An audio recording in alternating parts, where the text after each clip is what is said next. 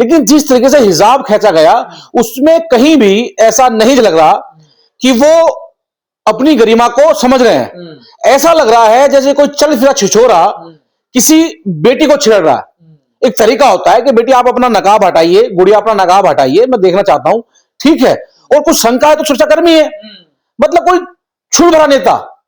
वो 10 बार की उन्होंने शपथ ली है, वर्ल्ड के वो पहले मुख्यमंत्री होंगे जिन्होंने इतने बार शपथ ली है, और भारत के वो 304थे मुख्यमंत्री हैं जो काफी लंबा समय वो किसी स्टेट के मुख्यमंत्री रहेंगे, लेकिन ये गरिमा शोभा नहीं देती। पर विपक्ष ये कह रहा है कि इन्होंने जो ये हरकत की है ये शर्मसार करने वाली हरकत है, इनको इस्तीफा दे देना। नहीं, बिल्कुल है। बिहार में मैं इस घटना को किसी समुदाय से जोड़ना नहीं चाहता। बेटी बेटी होती है, चाहे वो किसी समुदाय की हो, ठीक है। इस तरह का रवैया बर्दाश्त के बाहर है। और ये पहली घटना नहीं है मुख्यमंत्री जी की। महिला को माला हाथ में दी जाती है, आपने पूर्व में भी देखा होगा, उन्होंने गले में गिर दी। मतलब क्या बचकाना हरकतें हैं। और भाजपा चाहती भी यही है कि इस तरह के बयानबाजी हो जिससे को मुस्लिम समाज को परेशान किया जाए, और कुछ अनपढ़ हिंदू जो पढ़े लिखे नहीं है, जो गुमराह हैं, उनमें जातिवाद फैले, धर्मवाद फैले। कोई भी धार्मिक ग्रंथ, चाहे वो मेरे मुस्लिम भाइयों का हो, मेरे हिंदू भाइयों का हो, चाहे वो सिखों का हो, पारसियों का, बुद्धिस्ट का हो, वो महिलाओं को वो दर्जा देता है पुरुष से आगे। हम महिला को मां भी कहते हैं, बहन भी कहते हैं, जगत जननी भी कहते हैं, और देवी के रूप में पूछते भी हैं। जबरदस्ती इसको मुद्दा बनाया जा रहा है। नहीं, जबरदस्ती नहीं, जबरदस्ती मुद्दा है ही नहीं। माननीय मुख्यमंत्री जी कितनी बार, कितनी हजार सभाओं में गए हैं जिसमें उन्होंने गलतियां की हैं, कि उस गलती को बताए ना। ये लोकतंत्र का हिस्सा नहीं है, उन्हें सीख लेनी चाहिए। तो माफी नहीं मांगी थी अभी तक? हाँ, तो इसलिए नहीं मांगी कि वो बेटी जो मुस्लिम समाज की है। अगर यही घटना सत्ता पर से किसी व्यक्ति या किसी महिला के साथ हुई होती, उसका सरनेम चेंज होता, तो शायद हो सकता है कि मुख्यमंत्री एक बार नहीं 1000 बार माफी मांगते। कुछ लोग ये दुर्भाग्य है। एज का तगाजा है उनका, बूढ़े हो चले। नहीं, अगर उम्र का तगाजा है तो काहे को राजनीति कर रहे हैं? संन्यास ले लीजिए, जरूर छोड़ना है। आप पीएम की दौड़ की बात कर रहे थे पहले जब इंडिया अलायंस में थे, फिर तुम्हें कहीं कोई कुछ नजर नहीं आया तो आप एनडीए के साथी बन गए। बचकाना तुम हरकतें करते हो। उम्र तुम्हारी हो चुकी है तो क्या जरूरत है सीएम बनने की? क्या जरूरत है आपको राजनीति करने की? में संन्यास लीजिए, जाइए कहीं अपना जो है आराम कीजिए। पर ऐसी घटनाओं से क्या मैसेज जाता है समाज में? देखो, ऐसी घटनाओं से समाज में मैसेज जाता है कि कुछ लोग आज हमारे देश में मुट्ठी भर लोगों को हिंदुत्व के नाम पे लाभ पहुंचाने के लिए उनकी जूती ठाने तक को तैयार हैं। ये संघ के लिए काम किया गया है, ये मुस्लिम धर्म को बदनाम करने का काम किया गया है। तब की मैं फिर कह रहा हूं, महिला का दर्जा तो वो है हमारे देश में, हम देवी के नाम पे पूछते हैं। आप लोग तो खुद विरोध करते हैं हिजाब का या घूंघट प्रथा का, जितने नहीं, नहीं, ऐसा नहीं है कि कोई हिजाब नहीं, आप उसके देखो, आप उसको ना पॉजिटिव लीजिए। हिजाब हो या घूंघट हो, एक सम्मान के रूप में है। आप अगर किसी को घूंघट कराना है या नहीं करवाना, तो क्या आप उसका संरंगा करेंगे? भाई मेरी मर्जी में किसी के सम्मान में, कोई बेटी के सम्मान में अगर वो पर्दा कर रही है या हिजाब बांध रही है, और अगर हमें आपत्ति है तो उस बात को हम कह सकते हैं, लेकिन हम किसी के फंडामेंटल राइट को छीन नहीं सकते। ये कोई तरीका नहीं होता हिजाब को उतार के फेंकने का। अगर वो बेटी अपना आप हटाती तो कोई आपत्ति नहीं है, आप बोलते, ठीक है। लेकिन और अगर कोई हमारी हिंदू बहन जो है पर्दा करती है, घूंघट रखती है, अगर वो हटाना चाहे तो हटा ले, कौन सी आपत्ति? लेकिन आप किसी को कहते हैं ना कि ये जो पर्दा होता है, हिजाब होता है, घूंघट होता है, ये पुरानी गली सड़ी परंपरा है, इस प्रथा को खत्म कर देना चाहिए। देखिए, ये इन प्रथाओं को स्वयं महिला खत्म करेंगी, देश की बेटियां करेंगी। उनको जिस तरीके से रहना है वो रहे, इस देश में संविधान है। लेकिन ये नहीं कि आप अपनी इच्छाओं को किसी पर जबरदस्ती थोपने का काम करेंगे। हम ये भी नहीं कह रहे कि महिलाओं के साथ आप प्रथा के नाम पे शोषण करें। नहीं, अगर बराबरी लानी है तो फिर इन चीजों से तो दूर होना पड़ेगा ना। देखिए, नहीं, बराबरी का अधिकार तो दिया हुआ है ना, तो कौन मना कर रहा है? लेकिन अगर हिजाब की बात है, अगर घूंघट की बात है, तो बेटियां खुद हटाएंगी, खुद करेंगी। उस प्रोग्राम में और भी मुस्लिम बहनें होंगी, उन्होंने नहीं पहना होगा। अगर कोई पहन के आ जाए तो तुम्हें क्या आपत्ति है?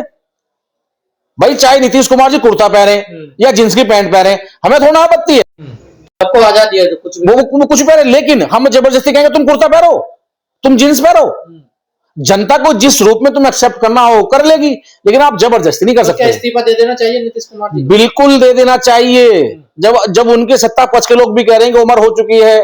जो वहां पर सम्राट चौधरी हैं, आप देखिए वहां पे वो गृह मंत्री बने हैं और किस तरीके से वहां पे मॉब लिंचिंग हुई है, कोई एक्शन नहीं लिया गया।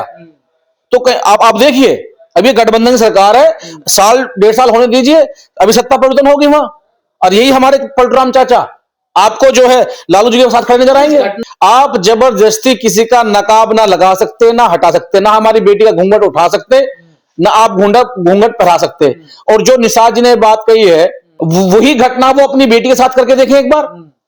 मैं सम्मान करता हूं उनका उम्र के हिसाब से, लेकिन इत्तेफाकन से आप मंत्री बन जाना जिसमें ज्ञान की जो ज्ञान ना हो। अगर आपकी बेटी कहीं सम्मानित होने जा रही हो और कोई आपकी बेटी का अधर उम्र व्यक्ति दुपट्टा खींच दे, ऊनी खींच दे, वो बेटी पढ़ी लिखी है, उसने कहा है, मैंने देखा है ट्विटर पे, सोशल मीडिया पे, कि मुझे नहीं पता उनकी मंशा क्या थी, लेकिन मुझे गलत लगा, अब मैं मेडिकल लाइन में काम नहीं करूंगी, मैं जॉब नहीं करूंगी। वो आपने देखा होगा। और जो निषाद जी ने कहा है ना, माफी मांगनी चाहिए निषाद जी को। ये नहीं कि आप भाजपा खुश करने के लिए कुछ भी गलत काम पे कदम से कदम मिला लेंगे। अरे आप गठबंधन में हैं, शर्म करो थोड़ी सी। हिजाब बैन होने की तो मांग लंबे समय से चल रही है ना, हिजाब बैन होना चाहिए, ये है। जो हमारी हिंदू बहन बेटियां हैं, जब मंदिरों में जाती हैं, हम जब खुद मंदिर गुरुद्वारों में जाते हैं, तो हम अपने सर पे कपड़ा रखकर क्यों जाते हैं? क्योंकि अंदर की भावना ये होती है कि ईश्वर के सामने हमें जाना है, तो हमें अपना सर झुका करके, सर ढक करके जाना है। तो आप जो जिस हिजाब की बात कर रहे हो, उसका क्या महत्व कहने का? पक्ष वाले ये कह रहे हैं कि नीतीश जी ने इतना काम करा मुसलमानों के लिए, इतने काम करे, एक छोटी सी घटना हो गई, आपने सब पे पानी फिरा दिया। नहीं, उनके योगदान को सब भूल गए। जो नीतीश जी ने काम किया है, क्या वो एक व्यक्ति विशेष से काम किया? प्रदेश के मुख्यमंत्री के रूप में काम किया है। जैसे आपने काम किया, ऐसे आपने प्रदेश के मुख्यमंत्री के रूप में आपने इस घटना को अंजाम दिया है। और जब आपने काम किया तो आपकी वाहवाही हुई, तारीफ हुई, जनता ने आपको वोट दी, तो क्षमता रखो विरोध झेलने की। एक छोटी घटना से उनके योगदान, ये छोटी घटना नहीं है। इस देश के आबादी के सबसे ज्यादा वर्ग, बहन बेटी के मान सम्मान की बात है। आप इसे छोटी सी घटना कह रहे हो? किसी के सर पे, किसी के जो है तन पे से कपड़ा उछाल कर फेंक देना, ये पूरी महिलाओं का अपमान है। पूरे देश की बेटियों का अपमान है। जो देश की बेटियां संविधान में विश्वास रखती हैं, अपनी इच्छा अनुसार जीना चाहती हैं, और उसके बाद जो देश की बेटियों पे जबरदस्ती अपनी मर्जी से संस्कृति के नाम पर उछल कुचल कुछ थोपना चाहते हैं, ये पूरी देश की बेटियों का अपमान है। आए दिन देखने को मिलता, कोई भी आता है जो देश की महिला को टारगेट करता, कथावाचक, कोई भी कुछ भी बयान। देखिए, मैं बता नहीं रहा हूं, जिन जो लोग भाजपा के साथ हैं, भाजपा के साथ संरक्षण प्राप्त है, ये तो एक, मैं ये कह सकता हूं कि भाजपा के अंदर एक दर्जन से ज्यादा वो बड़े नेता जिन्होंने रेप किए बेटियों के, उनके परिवारों को मरवा दिया। कथावाचक ये कह रहे हैं कि जो 25 साल की बेटी होती है वो प्लॉट का कब्जा हो। तमाम ऐसी उत्तर प्रदेश से लेकर पूरे देश में जहां जहां भाजपा शासित राज्य हैं, जहां उनमें सरकारें हैं, कोई नेता बड़ बोलता है, कोई संत बोलता है, कोई कथावाचक बोलता है, और यही देश के प्रधानमंत्री बेटी बचाओ बेटी पढ़ाओ के नारे देते हैं। जब बेटी मुख्यमंत्री के हाथों सुरक्षित नहीं है, जब बेटी कथावाचकों के हाथों सुरक्षित नहीं है, जब बेटी तुम्हारी कैबिनेट मंत्रियों के हाथों सुरक्षित नहीं है, तो बेटी से बचाना किससे है? तो ये बताओ ना कि जो भाजपा के लोग हैं उनसे बचाना बेटी को।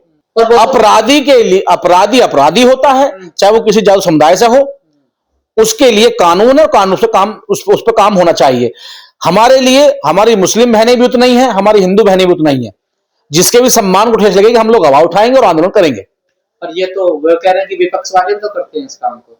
नहीं, विपक्ष का करे, सत्ता पक्ष करे, बहन का सम्मान सबसे बड़ा होता है, बेटी का सम्मान सबसे बड़ा होता है, उसके लिए कानून है। बस फर्क इतना है, अगर विपक्ष का आदमी करे तो तुरंत बुलडोजर चलेगा, एक्शन लिया जाएगा, ईडी सीबीआई की जांच हो जाएगी, मुकदमे हो जाएंगे छोटी सी घटना पे। और जहां सत्ता पक्ष का आदमी है, चाहे वो हमारी 100 बहनों के साथ गलत करे, चाहे वो मीडिया के सामने गलत करे, उसका कुछ नहीं होता। विपक्ष क्यों शांत है इस मुद्दे पर? नहीं, शांत कहां है, लोग सवाल उठा रहे हैं। जिनका जमीन बड़ा हुआ है वो सत्ता पक्षों विपक्षों को नहीं ठा रहे, लेकिन हम युवा शक्ति दल की पूरी टीम देश की बेटियों साथ में है, अपनी बहनों के साथ में हम लोग रहेंगे। तो माफी क्यों नहीं मांग रहे नीतीश कुमार? कोई दबाव है किसी का, क्या वजह है? माफी क्यों नहीं मांग रहे? नहीं, सरकार बनी है, विपक्ष में इतनी ताकत नहीं है कि सरकार को तोड़ सके। ना तो ये अगर जो है बैसाखी सरकार होती मजबूत वाली, मजबूत बैसाखी की, 2-4 विधायक इधर होते थे जो 100 बार माफी मांगते। मैं कह रहा हूं, मेरा आग्रह है मुस्लिम समाज के लोगों से कि जितना आप अपने धार्मिक चीजों को लेकर चल रहे हैं उससे कहीं गुना आप लोग शिक्षा की तरफ जाएं, कलम पकड़ें। जब आपके डॉक्टर इंजीनियर वकील होंगे, आपके डीएम एसपी होंगे, आपके कैबिनेट मंत्री होंगे, तो आप लोगों का प्रतिनिधित्व ज्यादा रहेगा। किसी की मंजाल नहीं है फिर आपको आंख भर के उठा के देख ले। महिला ने तो, ये तो डॉक्टर थी, देखिए कलम पढ़ के आई। वही तो मैं कह रहा हूं, उसने बेचारी ने उदास होकर के देश के सामने ये कह दिया कि मैं अब डॉक्टर की नौकरी नहीं करूंगी। क्यों लोग इकट्ठे नहीं होते आप जानते हैं? पूरे जीवन भर में लाखों लोगों का इलाज करता है एक डॉक्टर, और खास करके जिस कम्युनिटी से बेचारी गुड़िया आती है, गिने चुने लोग निकलते हैं। महिला का इलाज एक महिला करती है, पुरुष नहीं करता। आज भी हमारे देश में संविधान द्वारा महिलाओं को विशेष अधिकार देने के बावजूद भी हमारी बहन बेटियां आज भी ना तो सिपाहियों में, ना तो पुलिस लाइन में है, ना इंडियन एयरफोर्स में, और खास करके मुस्लिम समाज बेटियां नहीं है मेडिकल लाइन में। आपको समझना पड़ेगा, कहीं ना कहीं कुटाला घात किया जा रहा है। इन घटनाओं से हजारों लाखों बेटियों को मन पर ठेस लगी है। मेरा आग्रह है अपनी देश की बेटियों से, बहनों से, कि इन घटनाओं को इतना सीरियस ना लें। जब आप संघर्ष करेंगी, आगे बढ़ेंगी, तो आपको गली नुक्कड़ पे ऐसे लोग मिलेंगे। आपको इन चुनौतियों का सामना करके अपने समाज, अपने देश का नाम रोशन करना है। और मैं उस बहन से भी कहना चाहूंगा आपके माध्यम से कि वो अपनी ड्यूटी ज्वाइन करें, अपनी मेडिकल लाइन में आगे बढ़े और लोगों का हौसला बनाएं और एक जवाब दें कि हमने उन चुनौतियों का सामना किया हुआ है जो लोग हमें दबाना चाहते हैं। बीजेपी के साथ गठबंधन करके मुख्यमंत्री बने हैं, तो बीजेपी को खुश करने के लिए चाहे केंद्र में या राज्य में, ये वो काम कर रहे हैं जो मानवता को शर्मसार करते हैं। जो देश की बेटी, वो हमारी बहन अपना जो है सर्टिफिकेट लेने के लिए गई थी, और अगर इन्हें लगता था कि शायद कोई और ले रहा है, तो वहां पे महिला पुलिसकर्मी है, महिला सुरक्षा कर्मी है, उसी के साथ साथ कम से कम 20 बार चेक इन होती है, सुरक्षा दृष्टि से भी और जो सर्टिफिकेट ले रहा है उस तरीके से भी।